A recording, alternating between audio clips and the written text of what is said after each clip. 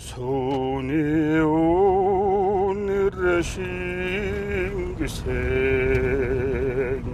сэвлэг дахтай байхад мэ. За би Баян Хонгор аймгийн Баян Осмын Харьяат Дүндэгийн Бямбат орж 44 жилийн өмнө энэ сумынхаа төрж ирсэн миний ээж намайг төрүүлж ирсэн. Эвлэг зөөлөн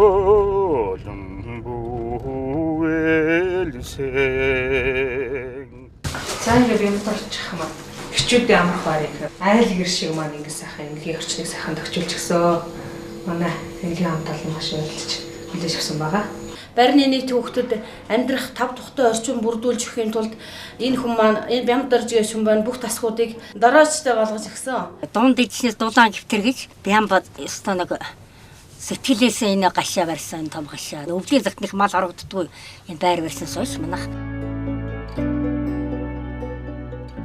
Одоо юу гэдгийг дарга захирлууд их зэмшигтэл одоо энэ байгалийн байлгийг хүртгөөсөн юм болоо 40 нөхрөл ажиллаж байна 400-500 хүн байна гэдэг чинь энэ байгалийн байлгаас хүртэж байгаа юм. Тэгэхээр би яг нь өөрөө Баян Осмын Харьяат ийм учраас бас байгалийн байлгийг бас нутгийн иргэч гэсэн энэ дээрс бас нэг жаахан ч гэсэн энд иргэдээ бас хүртээж байгаа л нэг хэлбэр юм уу гэж боддоо шүү дээ. Манайх ам бүл таван амьдардаг. Хүүхд багтаа жолооч болно гэж мөрөддөг байсан. Дөмж өвчл болоод юу миний нөгөө жолооч болох талаар болсон. Бас нэг Монгол хот хийдийн хүнээр заалгаж анх Монгол хот хийж ийсэн. Ингээ явж итэл одоо 2000-аад онд одоо жилд раасан ган зуд болсон. Ингээл одоо энэ 8 хийж байгаа хүмүүс ч гэсэн одоо орлогогүй болол ер нь бол одоо энэ Баян Хонгор аймагт бол ер нь их олон хүн энэ алтгийчмэр болсон. Тэр одоо шуурганд бол одоо би ч гэсэн бас адилхан явж ийсэн.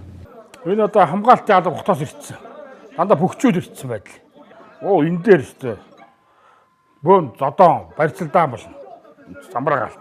Цагаан захирын орчин бол эзэнгүү нэг хэсэг бол байх үед бол үнэхээр замбраагүй байдлыг үүссэн байсан. Манай хувийн ашиглал олборлогчдыг дэмжих холбоо төрийн бус байгууллагыг 2009 оны 3 сарын 20-нд байгуулагдчихсан. Одоо 40 гаруй нөхөрлөлтөй 400 орчим бичлэг урхаачийн үйл ажиллагаа явуулж байгаа. Цагаан захир орчимд спешиал майнзын лиценз өгөхий газарт 30 газар компани өгөхөөр тогтолцоонд хүрсэн. Компани Баян Осм хаамаа иргэд гэдэг ийм 3 талд хуулийн дагуу гэрээ байгуулж хэлсэн. 2010 онд засгийн газрын тогтоолоор Монгол улсад мөнгө усгуу технологи хөдөлгөөн байжуулах цех гэж ийм засгийн газрын тогтоол гараад энийг үл яг аймаг орнотын удирдлагуудаа яриад одоо Швейцарын хөгжлийн агентлагийн доктортой бичлэг урахад төсөлтөө бас ярилцаад Баян Хонгорт байгуулалт яасан бэ гэдэг хүсэлт гаргаад зүү хараагаас хөдөлгөөн байжуулах цехийг очиж ирж ирсэн.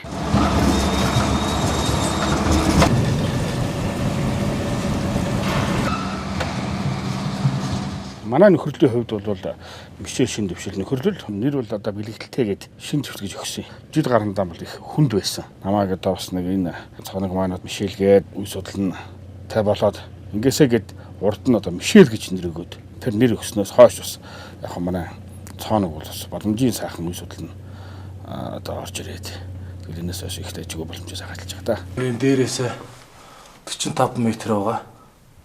Тэгэд ийшээ яваад энэ дунд тайлнаас доошо болохоор 40 м байгаа. 8 хүний бүрэлдэхүүнтэй ингээд ажлын үйл ажиллагаа явагддаг байгаамаа.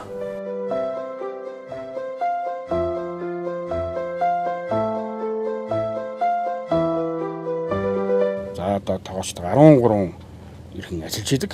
Сая төгрөгийн цалин гэж л өгдөг. Бусад одоо тэр ашгийг нь бол одоо хагас жилээр хоримтлал байлгаж агаад өгөх юм бол хүсэж байгаа амьдралд хэрэгтэй зүйлдээ хүн зарцуулдаг. Хэдэн хүн одоо өөрийнхөө ажилласан олон жилийнхаа хоримтлалыг бий болгоод тэргээр одоо орон сууцнд манайхаас бол орсоо. Цалингаасаа гадна хоримтлал маань доотлол нь 10 сая төгрөг авна. Ажлынхаа юунаас нөхцлөөс шалтгаалж авна л да. Хоримтлал бий болгоод тэрүүгээр аймагт одоо 2 дахь одоо орлогын хүсвэртэй болсон байт юм байна лээ. 24 одоо үйл ажиллагаа явуулдаг хүмүүс байт юм байна лээ. 8 нарын дэлгүүр, зоогийн газар, машин угаалга, авто засвар нэлээд хэдэн хүнийг бас ажлын байртаа бий болгоод аймаг орон нутгийн нийгмийн эдийн засагт бас хөв нэмрээ оруулаад явж байгаа. Төрөнд нь ажиллаж исэн одоогийн өнөөдрийн ажиллаж байгаа хоёр бол эрс ялгаатай. Одоо бол бүх юм хуулийн хүрээнд байгаль очноо хамгаалдаг, хүн сэргээлтэй хийдэг, хөдөлмөр хамгаалал аюулгүй ажиллагаа сахидаг, цахилгааны утсыг шалгах, канааны бэхлэгээ шалгахаа гэж. За өнөөдөр 12 хүн шалгарч байгаа юм байна. За хэдэн хүн болъё.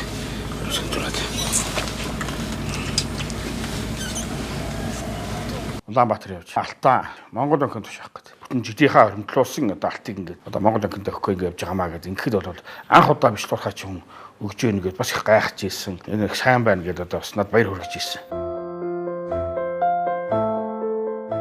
Хувийн ашигт Махмад Албарчдыг дэмжих холбоо төрийн бас байгууллага зөв голдролд ороод ингээд ажиллаад эхлэхээр бас одоо бусад одоо галуут бөмбөр байдраг гээд бусад сумууд бас энэ дээр төрийн бас байгууллага байгуулад нөхрөлийн зохион байгуулалтанд ороод гэрээ байгуулад ингээд ажиллаж эхэлсэн. Төр иргэдэд итгээд хууль эрх зүйн орчныг бүрдүүлээд өгчих юм бол иргэд өөрсдөө хуулийнхаа дагуу ажиллаж болдгиймаа гэдг нь бол манай энэ төрийн бас байгууллагаас үнэхээр харагдаж байгаа. Бидэнд бол хэцүү үе үйл зөндөө байсан.